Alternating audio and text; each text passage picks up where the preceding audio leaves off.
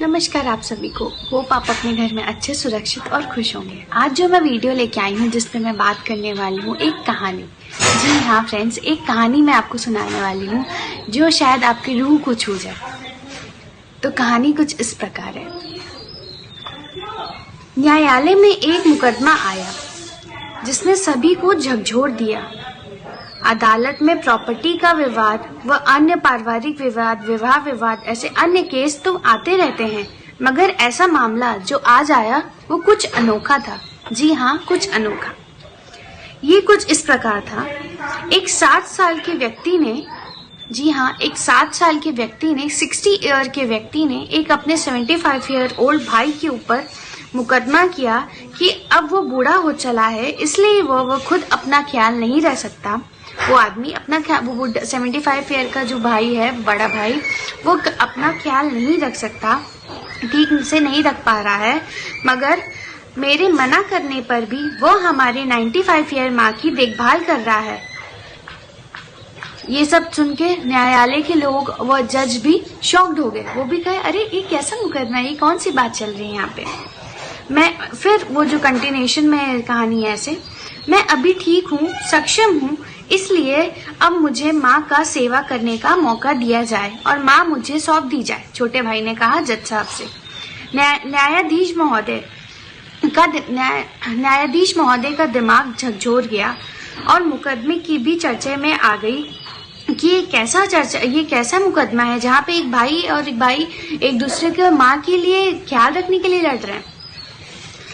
15 दिन के अप्रॉक्स ये मुकदमा चलता रहा, पर इसका कोई सोल्यूशन नहीं आया। मगर कोई टेस्ट में कोई भी, अगर जज ने कहा कि आप दोनों में से कोई लोग म्यूचुअल अंडरस्टैंडिंग से कर लीजिए कि 15 दिन आप रखेंगे माँ को, 15 दिन और दूसरा भाई रखेगा, पर कोई भी टेस्ट से मस नहीं हुआ।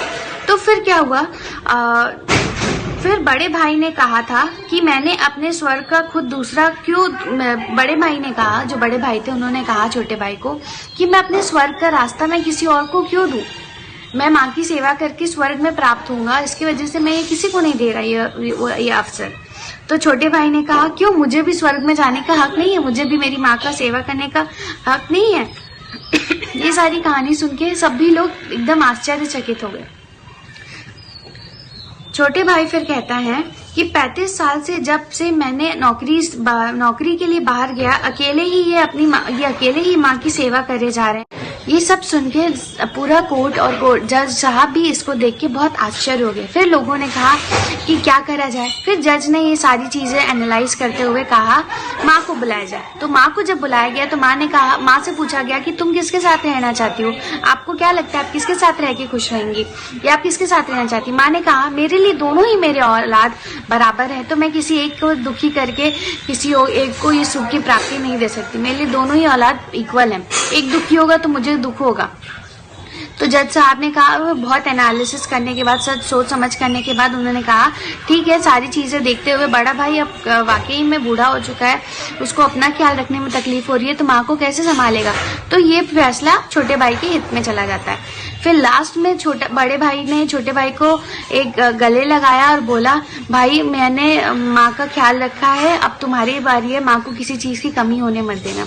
इस कहानी का सिर्फ ये संदेश है मैं आप लोग को जो सुनाना चाहती हूँ कि आज के समय में जहाँ लोग प्रॉपर्टी, छोटी छोटी चीजों के लिए लड़ रहे हैं, कभी अगर हम ये देखें तो ये छोटी चीजें वो हमारे जिंदगी में कोई वैल्यू नहीं रखती।